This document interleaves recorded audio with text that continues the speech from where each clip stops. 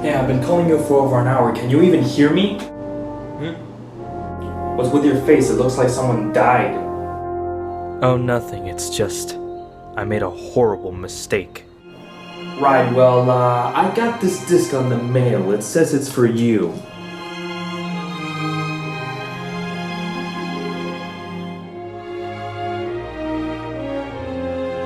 Who sent it? I don't know, it didn't say who sent it.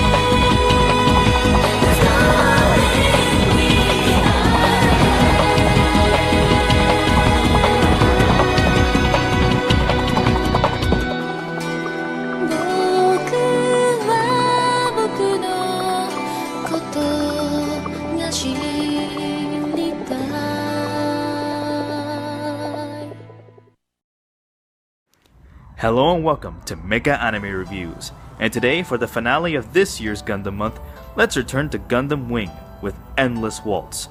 For those unaware, Gundam Wing was the second alternate universe Gundam show. When I reviewed it, I found it to be mediocre at best and terrible at worst, its awfulness having driven many unlucky people insane.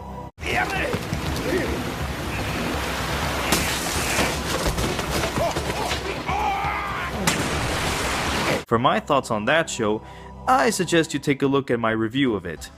Okay, first some background. After the success of Wing, the studios asked the staff members to write a sequel. They agreed, believing the series ended too abruptly and wanted to do a more proper conclusion. In addition to a higher budget, the Gundams were given a massive redesign by Hajime Kadoki, giving them a more stylized look to them, retconning the designs from the show out of existence. And can I blame them? They look amazing, though now they have an even more super robot aspect to them. Anyway, what's the story? At the end of Gundam Wing, Hiro and friends managed to prevent a colony drop from hitting the Earth, saving billions of lives, while Relina became the leader of the newly formed Earth Sphere Unified Nation following the Peacecraft doctrine of total pacifism. The year is after Colony 196. It has been a year since the war, the new government having formed an organization known as the Preventers to deal with any threats that remained, with the Wing Boys allowing their Gundams to burn in the sun because of the new peace. However, a rebellion against the ESUN is formed, led by a 7-year-old girl named Marimea Kushinada, Trace's apparent illegitimate daughter, and her grandfather Dekin Barton. They kidnap Relina and plan to drop a colony onto the Earth. The Gundam pilots must now reunite to defeat the rebellion and restore the peace once more. Interwoven in this journey is the full details of what exactly was Operation Stardust. The animation is good, the higher budget allowing for some really nice visuals, and best of all, no stock footage! Yes, hooray! I won't comment on the voice acting and music because everything that needed to be said about that is in my Gundam Wing review. First, the good stuff. The plot, while incredibly cliched, is perfectly serviceable. The pacing is really good. Unlike the show, it moves fast and it doesn't bog down once. The characters are much better served here than in the show. While most of them remain the same, others are given slightly more depth. Relina goes through some more character development here, with her coming to terms with the reality that sometimes total pacifism doesn't work, but ultimately finds a way to balance herself out and comes out stronger than before. The Wing Boys are finally useful this time around. One of the biggest problems I had with the show was how useless they were in the grand scheme of things. Here, they're actually relevant to the plot, and get to do some kick-ass things. We also get to learn more about them through the flashbacks to their lives before Operation Meteor. They don't ever pass the two-dimensional characterizations of the show, but hey, it's better than nothing. As an aside, I heard people compare the relationship between Marimea and Dekim to that of Haman and Minerva, which I have to disagree with. Mecha is a smug, arrogant jerk obsessed with being victorious, while Decim is just using her as a political figure for his own plans.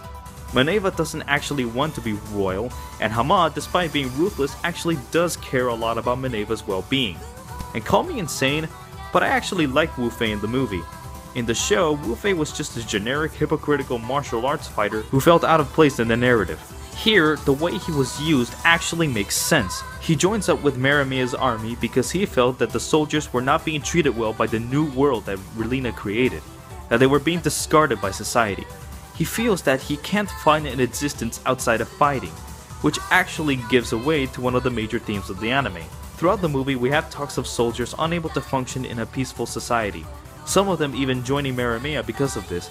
Wu Fei and a few other characters believe that their existence is solely defined by conflict. However, Wu Fei is proven wrong. You are never doomed, that you can still find a place to return to and achieve peace. It's a heartwarming message, and one of the things I'll give Endless Waltz credit for. Unfortunately, this movie still has a lot of problems. It is filled to the brim with plot holes up the ass. Why are the Gundam pilots trying to destroy their Gundams? When they need them to deal with whatever threat was bound to happen like it does in the movie, why throw them away to the sun when they can easily detonate them on Earth? Why the hell is Zek still alive? Why was Meramea never mentioned before in the show? Was she a clone like Decim implied near the end of the movie? And that's just the more obvious ones. Decim is ultimately just another generic warmongering villain with little to no characterization whatsoever. The flashbacks, while adding some extra depth to the Wing Boys, are ultimately useless in the grand scheme of things. And the ultimate message of the anime, about not waiting around for anyone to help you, falls flat once you consider that the people still need to depend on the Wing Boys to save the day in the end. I really don't know what to think of Endless Waltz. On the one hand, it's more entertaining than the show and has some decent stuff in there, but on the other hand, it has too many problems to actually be considered good. So it's a bit of a mixed bag basically. Well, thank you for joining me on this year's Gundam month. Enjoy the summer, and see you next time on the next Mecha Anime Reviews.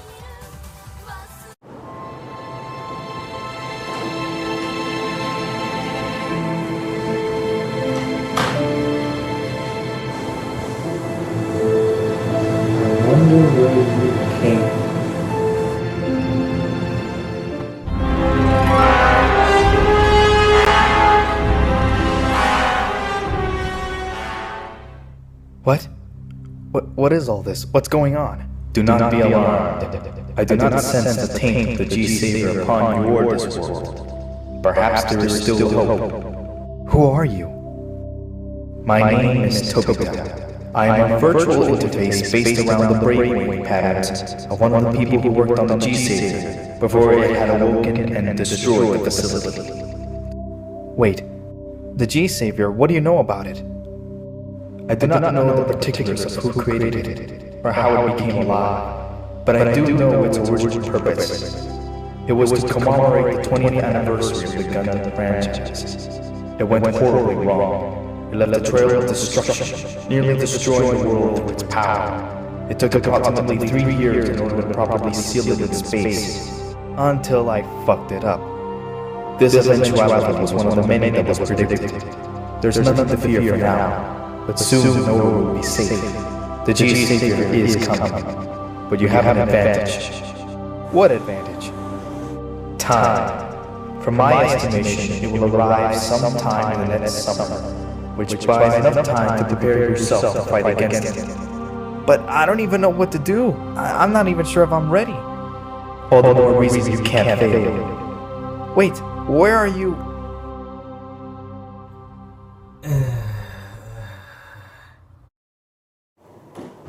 Here, you okay? I've been calling you for over an hour. I'm fine. So, did you figure out what was going on inside that disc? I've got something to do.